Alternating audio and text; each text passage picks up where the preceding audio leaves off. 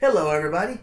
Welcome to the first video lecture of the summer 2015 semester in English 1102. I am Shane Smith, your teacher, and I want to take a moment here to give a couple of disclaimers before we move on in the lecture. First of all, I hope you're watching this lecture first before you watch any of the lectures on any of the individual stories, because the purpose of this video is to give you a basis upon which to build your knowledge of what the authors are doing in these stories. Now what I'm going to do here is I'm going to take a pause, and while I take a pause, I'd like for you to hit the pause button on your video, and I'd like for you to go into the same folder where you found this video at and open up the slideshow there. It says English 1102 Summer 2015 Prose. So open that PowerPoint slideshow up so that you can follow along as we go through the video. Otherwise, you're going to get to sit there and watch me talk, and that might be a little boring for you. So I'm going to pause for a minute while you go look for that slideshow and open it up. Okay, I'm back.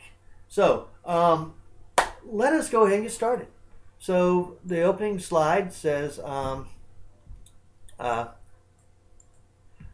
English 1102 summer semester, short stories, but we're going to go on to the next one. Talk about fiction a little bit. Fiction was originally any made-up story. And many stories prior to the 17th century were either told orally, sung, or performed on stage. They were also in poetic form as well. The reason why stories weren't written down a whole lot prior to the 17th century is the fact that not many people knew how to read and write.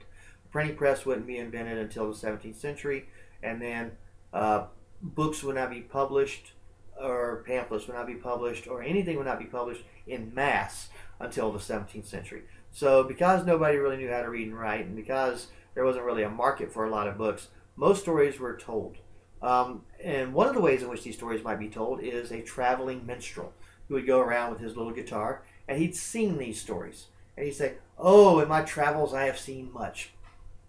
And people back then, because there was no television, there was no internet, there was nothing of the sort, people would actually believe that this person had seen great things like dragons and one-eyed monsters, and seen heroes do battle with gods and all of this stuff. Because if you've never been more than 10 miles away from your home, then it's possible that you don't know what is going on outside the world, and it might be possible for there to be a fire-breathing dragon living in some faraway land. So a lot of times these had entertainment value, and the people would sit there and go, "Oh, you saw that?" And of course the minstrel will be like, "Yes, now donate money." So that was fiction prior to a lot of writing.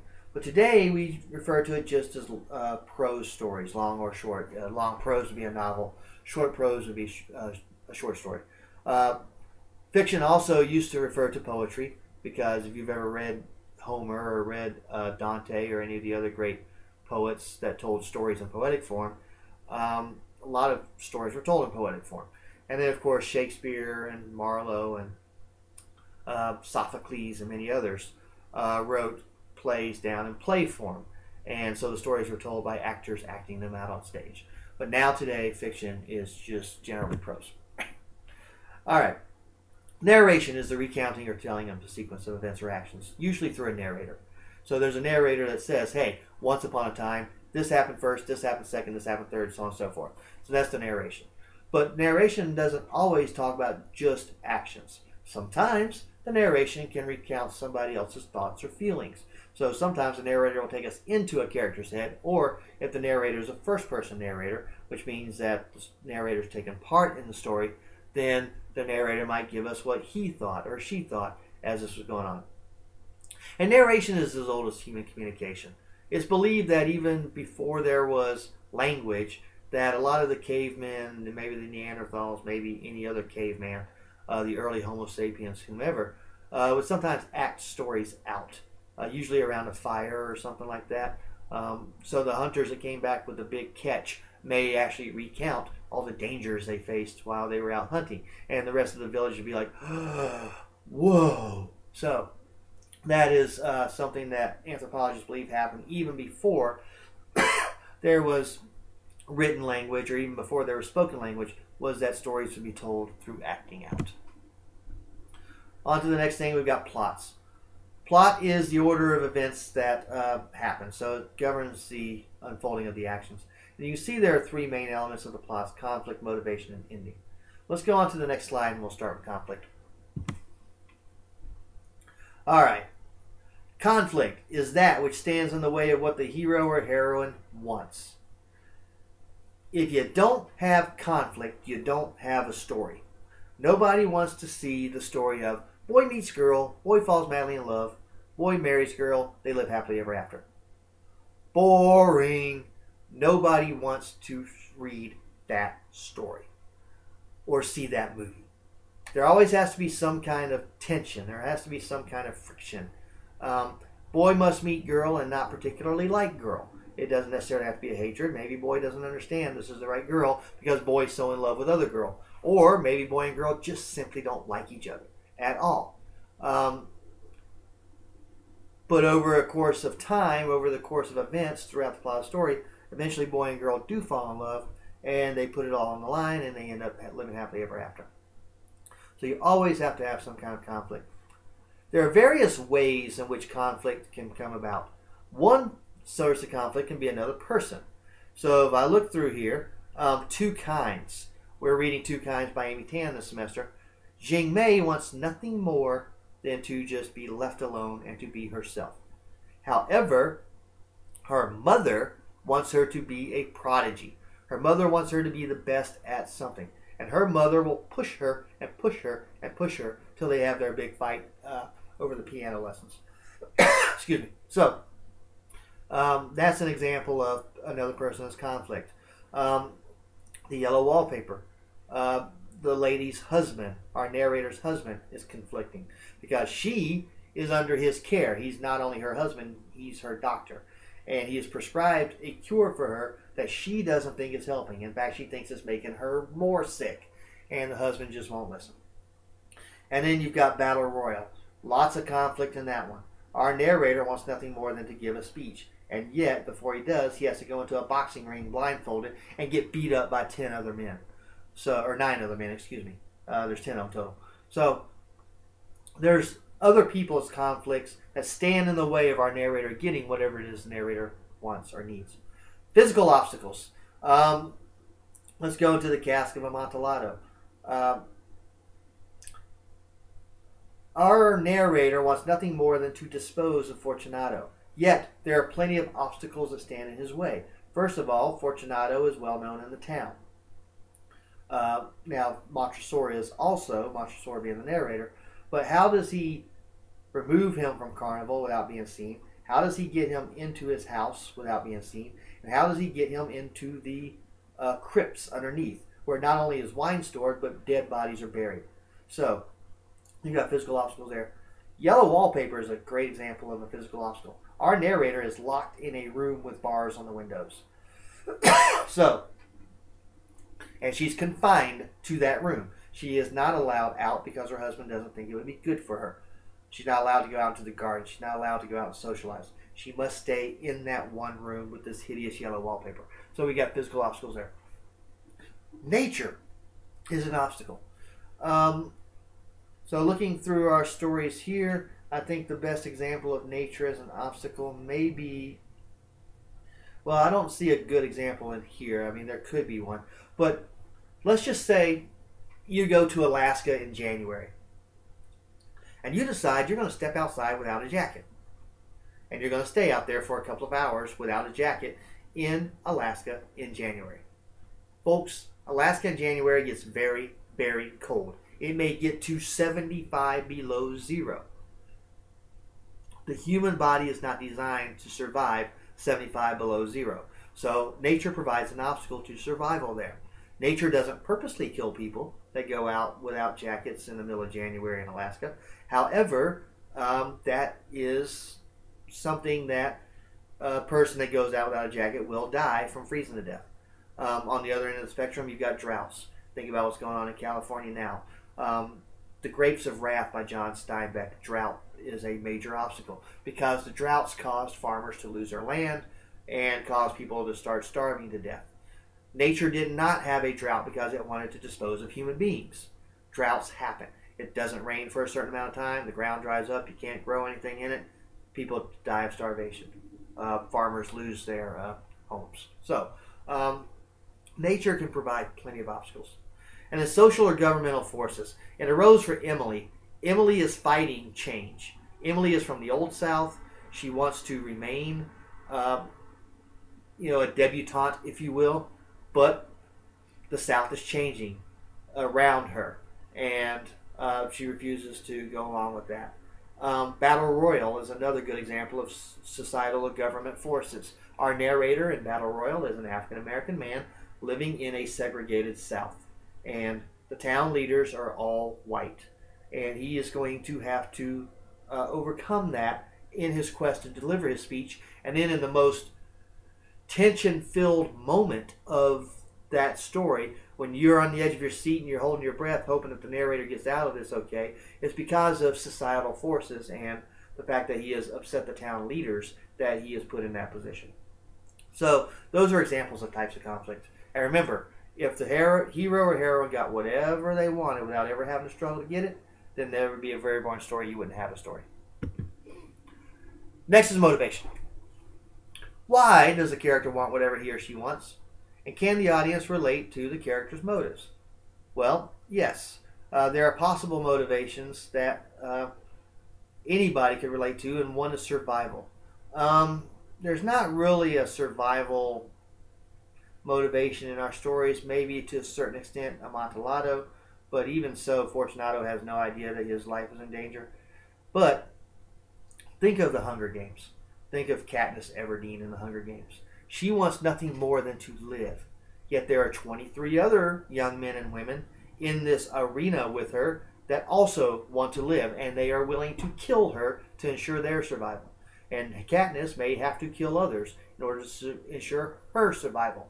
So survival is a possible motivation. Nobody wants to die. Everybody wants to live. So that's a good motivation. Love is another motivation.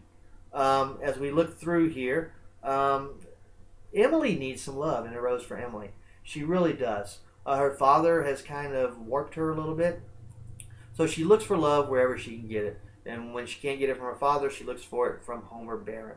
So love is a major motivation. And just about every romantic comedy is about that. You know, nobody wants to be alone. Everybody wants to have that special somebody in their life. Fame and fortune. All right, let's see. I don't see any fame or fortune here, but everybody wants to be rich. People buy lottery tickets all the time because they want to be instantly wealthy. And as I'm making this video, I believe that both the Powerball and the Mega Millions have ridiculously high jackpots right now.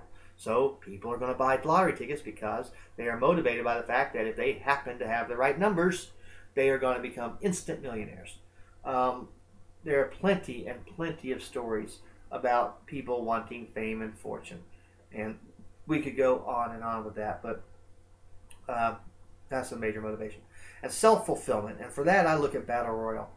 Our narrator in Battle Royal wants nothing more than to give a speech. That is his goal, is to give this speech and to impress the town leaders.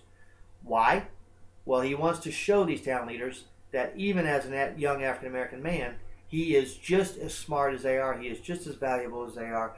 He wants to know that he can be on equal footing with these town leaders. That is his motivation. That is the self-fulfillment that he is looking for. Then we've got the ending of the story. Now, the ending doesn't always have to be happy, but it does have to be satisfying. So, at the end of our stories here, we've got a shocking ending at the end of Emily. People talk about this ending all the time. The Cask of Amontillado. Satisfying ending there, right? We find out, well, I won't spoil it for you, but at the end we find out some very important information. Two Kinds. We get a little epilogue at the end of Two Kinds.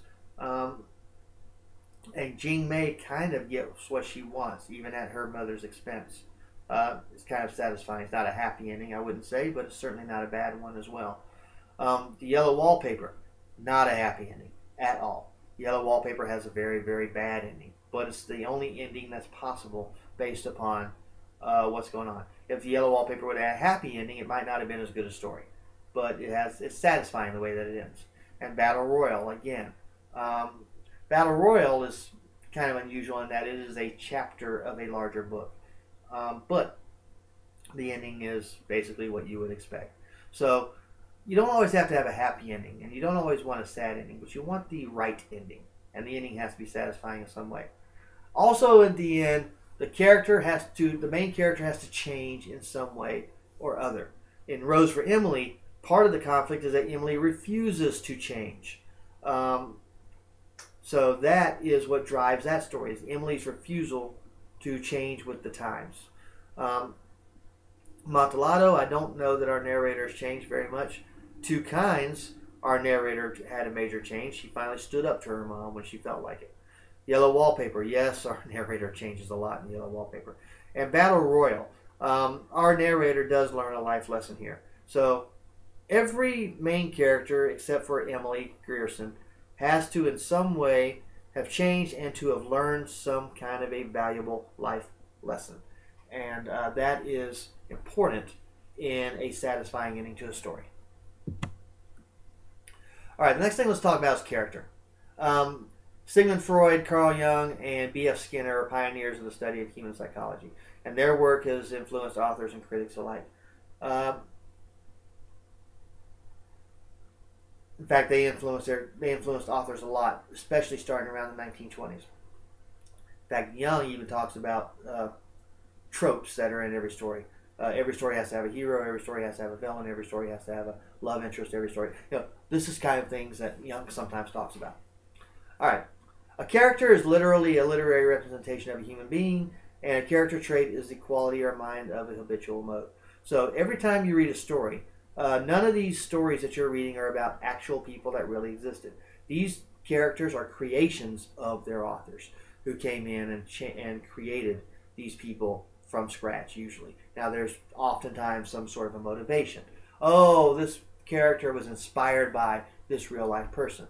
But really, these characters are figments of the author's imagination, and they are the people that act out the play. How is character revealed? Well, how about through actions? We learn a lot about Emily by the way that she acts throughout A Rose for Emily, especially when we get the big reveal at the end. Montresor. One of the questions that I'm asking in the paper is he a genius or is he insane? His actions may answer that for you. And I could go on down the list. The actions of the characters in all these stories reveal character. All right, through the author's descriptions. Emily never says a word in the story. All the author does is describe, this is Emily Grierson's life the way that we, as people in the community of Jefferson, Mississippi, know it. And so that's how her character is revealed. Through the author's and narrator's judgment, again, I point you to Emily, but also we learn a lot about Fortunato by the judgments of Montresor. We learn a lot about Jingmei's mother through her descriptions of her. And we learn a lot about the narrator's wife in the Yellow Wallpaper by her descriptions. Through the character's dialogue, what we mean by dialogue is what does a character actually say? We don't learn anything about Emily by what she says because we don't know what she says. I think about the only time I can remember is other people's recollections, like what she told the town leaders when they came to collect their taxes, what she told the druggist. So we learn a lot about her that way, I guess. Montillado, of course, first-person narration. You learn a lot about Montresor that way. Same thing with Jingmei and Two Kinds and the narrator in Yellow Wallpaper and the Battle Royal. So 4 out of the 5 stories I've got are first-person narratives, and so we learn a lot about the main character as well as other characters through the dialogue. And, of course, the dialogue of the other characters. Okay. So that's character. Let's talk a little bit about setting. Setting is defined as the time, place, and social circumstances that the story takes place. So a setting is not only a place. The setting is not only Albany, Georgia. The setting is not only New York City. The setting is not only Paris. But what time? Albany, Georgia during the Civil War was a much different place than Albany, Georgia of the year 2015, right? So that has part to do with setting. And then the social circumstances. Again, Albany during the Civil War was in a Confederate nation. Jefferson Davis actually visited Albany. Um, so you've got, uh, Albany, Georgia, caught in a confederacy that's trying to secede from the United States. Today, Albany is a completely different place. Social circumstances are much different. So, that's what setting is. And places can vary from planet to country to town to urban to rural. So we look at the setting of Emily, Rose for Emily. The setting is Jefferson, Mississippi, which is a fictional town, by the way, that William Faulkner created in Yoknapatawpha County. Try saying that 5 times fast.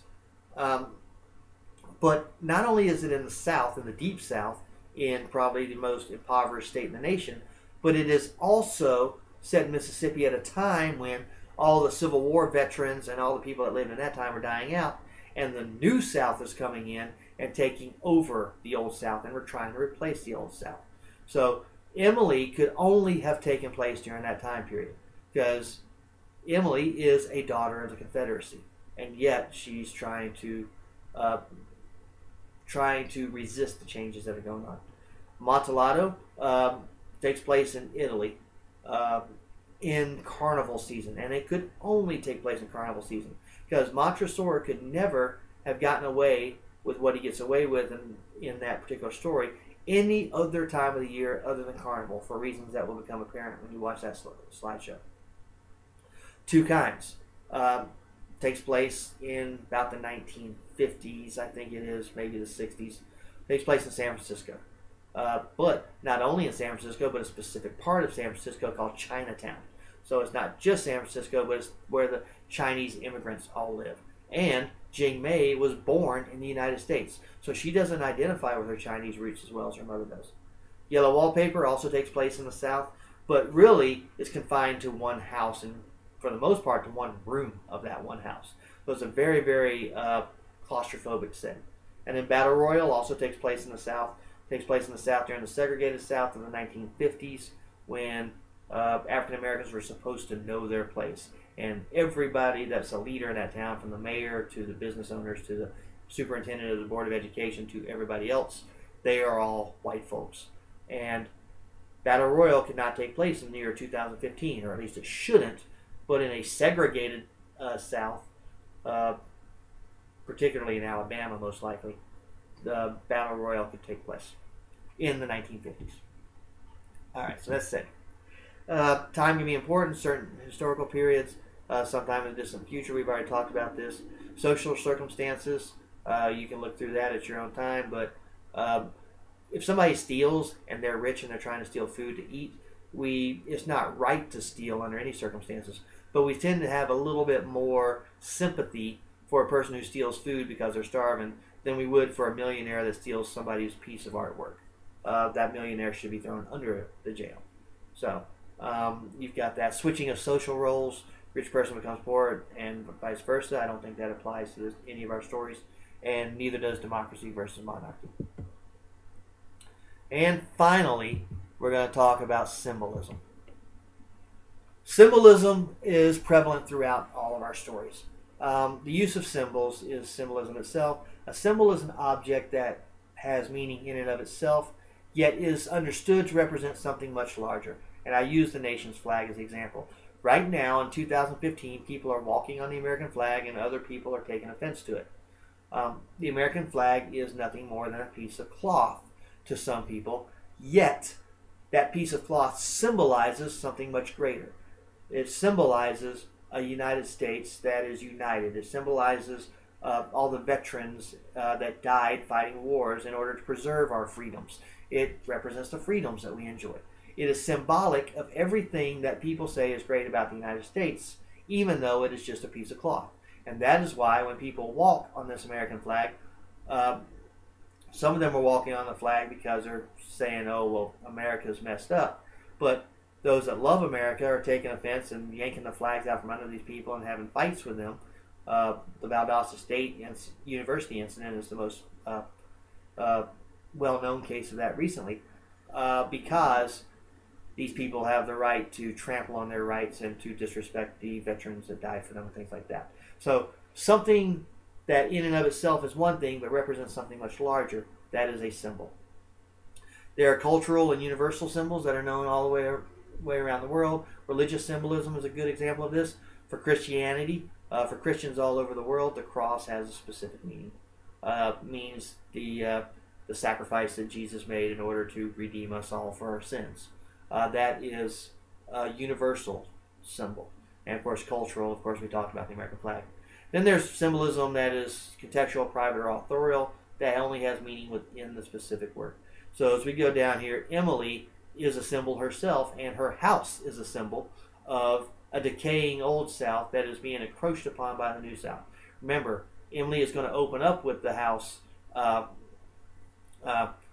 being on what used to be the street where all the best families lived on, and yet now it's surrounded by gas stations and warehouses and things like that. Amontillado, there's plenty of symbolism. You could argue that the crypts where Montresor leads Fortunato to his death are symbolic of many things. Perhaps Montresor's dark soul, his murderous intentions. They are also where wine and bodies are stored. So the crypts represent a very wealthy family. Montresor is extremely wealthy. That's why he has crypts, and that's why he has the best wines. That's why he has servants. So it represents that. Two kinds of symbolism. The piano is probably symbolic within the story itself. The piano is symbolic of the conflict between mother and daughter. The piano is the mother wants the daughter to be the best at something, to be a protege at something. And Jingmei ignores the piano. In fact, she sabotages her own music lessons with old man Chong because she's rebelling against her mother in a passive-aggressive way. Yellow wallpaper, plenty of symbolism in that one, and Battle Royal, plenty of symbolism in that one. I won't go through them individually in this slideshow, but you can see it in the other slideshows. And then there's symbolic words, symbolic actions, symbolic settings, symbolic scenes, situations. All of these, as you can see, as you read the slide, have greater meaning otherwise. And that's it. That's all I have for the fiction and narration slideshow. This is going to be the longest of the lectures in the prose folder. The rest of the lectures on each individual story will be much shorter. But I wanted to give you this information to help you understand what you're going to be reading much better. My recommendations would be to watch the videos first and then read the stories, or you can do it the other way around, or you may read the story, watch the video, and then reread the story again if you're really want to try to understand them. But however you do it, please don't skip the video lectures. They can be used to help you. Don't skip the PowerPoint slideshow, the section of the PowerPoint slideshow that goes with each story. Those are designed to help you as well. And on that note, I hope that you are excited about these 5 stories as I am, and that you will enjoy them.